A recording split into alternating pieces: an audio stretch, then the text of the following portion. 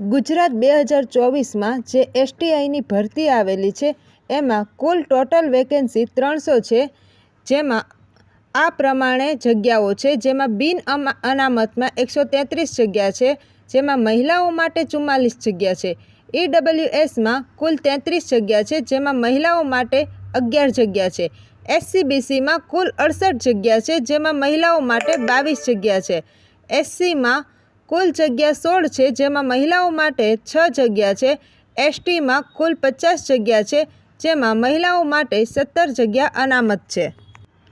Form ભરવાની તારીખ 12 August 2024થી બપોરે 1 વાગ્યાથી શરૂઆત થઈ જશે અને એની છેલ્લી તારીખ છે 31 ઓગસ્ટ 2024 રાત્રે 12 વાગ્યા સુધી. પરીક્ષા કોણ આપી શકશે? તો કોઈ પણ ગ્રેજ્યુએટ વિદ્યાર્થી પરીક્ષા આપી શકશે.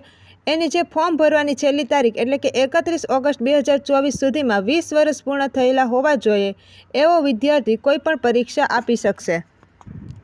જેમાં પ્રાથમિક પરીક્ષા સંભવિત ડિસેમ્બર 2024માં લેવામાં આવશે. ત્યારબાદ તેનું પરિણામ મે 2025માં જાહેર થશે. ત્યારબાદ જે મુખ્ય પરીક્ષા હશે એ ઓગસ્ટ 2025માં જાહેર થશે, તેમજ મુખ્ય પરીક્ષાનું પરિણામ ડિસેમ્બર 2025માં આવશે. પરીક્ષા પદ્ધતિની વાત કરીએ તો પ્રાથમિક કસોટીમાં એના જે પરીક્ષાનો પ્રકાર એ હેતુલક્ષી રહેશે, તેમજ પ્રશ્નપત્ર સામાન્ય અભ્યાસ એટલે કે જીકેને લગતું રહેશે અને એનો જે સમય છે એ 2 કલાકનો રહેશે. તેમાં કુલ ગુણ 200 માર્ક્સનું પેપર રહેશે.